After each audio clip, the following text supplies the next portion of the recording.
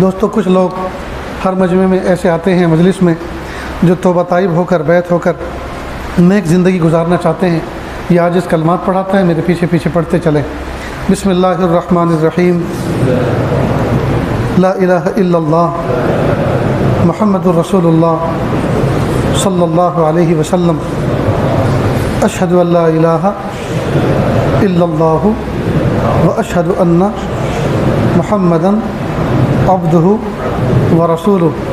استغفر اللہ ربی من کل ذنب واتوب الیہ.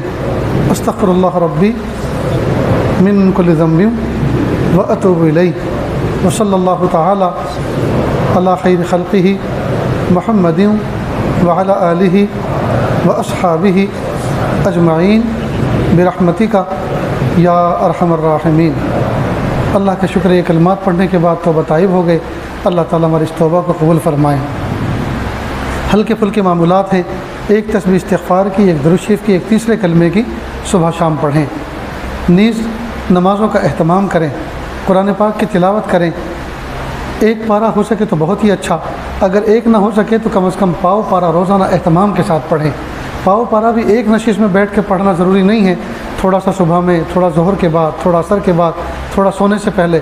غرض یہ کہ پاؤ پارہ، آدھا پارہ، ایک پارہ کم از کم روزانہ اس کا معمول بنائیں، تو انشاءاللہ زندگی میں جو اس کی برکتیں آپ دیکھیں گے اور زیادہ پڑھنے کا شوق بھی پیدا ہوگا.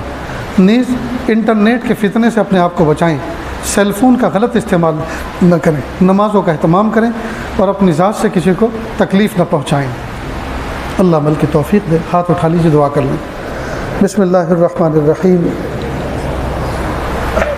لا احصی ثناء علیک انت کما اثنیت علی نفسک رب اغفر وارحم وانت خیر الراحمین. حسبی اللہ لا الہ الا ہو علیہ توکلت وهو رب العرش العظیم. لا الہ الا اللہ الحلیم الکریم. سبحان رب العرش العظیم. الحمد للہ رب العالمین. نسألک موجبات رحمتک وعزائم مغفرتک والغنیمۃ من کل بر والسلامۃ من کل اسم. لا تدع لنا ذنبا الا غفرته ولا ہما الا فرجته ولا حاجة هي لك رضا الا قضيتها یا ارحم الراحمین یا ارحم الراحمین یا ارحم الراحمین. پیارے اللہ، یہ ہاتھ اٹھائے جانے کے قابل نہیں اور یہ زبان کو سوال کرنے کے قابل نہیں. آپ سے نہ مانگے تو کس سے مانگے، آپ سے سوال نہ کریں تو کس سے سوال کریں. ایک کمزور ایک قوی کے دروازے پر، ایک ساحل ایک سخی کے دروازے پر، ایک محتاج ایک غنی کے دروازے پر حاضر ہے. میرے پیارے اللہ، ہمارے اٹھے ہوئے ہاتھوں کی لاج رکھ لیجئے. کہ اللہ، اٹھے ہوئے ہاتھوں کی اس پیالے کی لاج رکھ لیجئے، مخلوق کے سامنے پھیلنے سے بچا لیجئے. میرے پیارے اللہ، میرے پیارے اللہ، جب سے ہوش سنبھالا ہے آپ ہی کے سامنے سجدے جھکائے ہیں، آپ کے علاوہ کسی اور مخلوق کے سامنے ہماری پیشانی نہیں جھکی. یا اللہ، اس پیشانی کی وفاداری کے طفیل، اس پیشانی کے توحید کے طفیل میرے پیارے اللہ پورے جسم کی مغفرت فرما. کہ اللہ، اس محفل میں نہ جانے کتنے دکھیارے، نہ جانے کتنے غم کے مارے بیٹھے ہوئے ہیں. کہ اللہ، بہت سی تمنائیں تو ایسی ہیں جن کو مخلوق کے سامنے کہہ بھی نہیں سکتے اور دل میں رکھ کر سہ بھی نہیں سکتے. اللہ جی، آپ سے نہ مانگے تو کس سے مانگیں، آپ سے سوال نہ کریں تو کس سے سوال کریں. سب کی دلی جائز نیک تمناؤں کو پورا فرما. اللہ، گھروں کے اندر جوان جوان بچے اور بچیاں بیٹھی ہوئی ہیں، ماں باپ ان کو دیکھتے ہیں تو کئی مرتبہ نیند اڑ جاتی ہے، سکون غائب ہو جاتا ہے، بھوک اڑ جاتی ہے. ہر وقت اس بات کی فکر ہوتی ہے، ہائے میرے پیارے اللہ، میری بچی کا اونٹ کس پہلو بیٹھے گا، میری بچی کا رشتہ کس گھر میں ہوگا، میرے بچے کے لیے کون ملے گی. میرے پیارے اللہ، جوان جوان بچے اور بچیوں کے ماں باپ ہمیشہ غمگین رہتے ہیں. اللہ، نیک سالے جوڑے عطا فرما، نیک سالے رشتے عطا فرما. یا اللہ، داماد لڑکی والوں کو داماد نہیں بلکہ بیٹے جیسے پیارے عطا فرما، اور لڑکے والوں کو بہو نہیں بلکہ بیٹی جیسی پیاری عطا فرما. کہ اللہ، اس شان کے ساتھ زندگی گزارنے کی توفیق عطا فرما.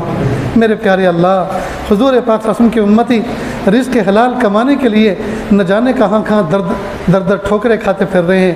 کہ اللہ، حلال روزی عافیت کے ساتھ کم محنت میں زیادہ سے زیادہ عطا فرما. جو وقت بچے اسے اپنی یاد میں گزارنے کی توفیق عطا فرما.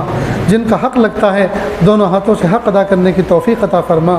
دھوکہ کھا جانے سے، ٹھوکر کھا جانے سے، دھوکہ دینے سے اللہ پوری پوری حفاظت فرما۔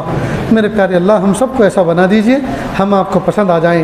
یا اللہ ہمارے گھروں کے اندر بہت سے جوان بچے ایسے ہیں جن کا نکاح ہوئے زمانہ گزر چکا، میاں بیوی کے اندر آج تک محبت الفت پیدا نہ ہو سکی، یا اللہ سچی الفت اور محبت پیدا فرما۔ بہت سے بچے ایسے ہیں جن کا نکاح ہوئے زمانہ گزر گیا لیکن گود اولاد سے خالی ہے، یا اللہ بیٹے بھی عطا فرما اور بیٹی بھی عطا فرما۔ یا اللہ کتنے ایسے ہیں جو حلال روزگار کے لیے، کاروبار کے لیے قرض لے کر کام شروع کیا تھا لیکن حالات ایسے تنگ ہو گئے، سارا کے سارا معاملہ خراب ہو گیا اور سارا کے سارا مال ڈوب گیا، قرضے میں آ گئے، اب اس قابل بھی نہ رہے کہ مسجد کی نماز پڑھنے کے قابل رہتے، اس لیے کہ لوگ مسجد کے لیے آتے ہیں تو تانے دیتے ہیں آئے بڑے نمازی بننے والے، اور حال یہ ہے کہ ہمارا قرضہ ادا کرنے کا نام نہیں لیتے۔ میرے پیارے اللہ لوگوں کی طعن و تشنیع کے ڈر سے مسجد کی جماعت کی نماز بھی چھوٹ رہی ہے اور گھروں میں چھپ چھپ کے نماز پڑھ رہے ہیں۔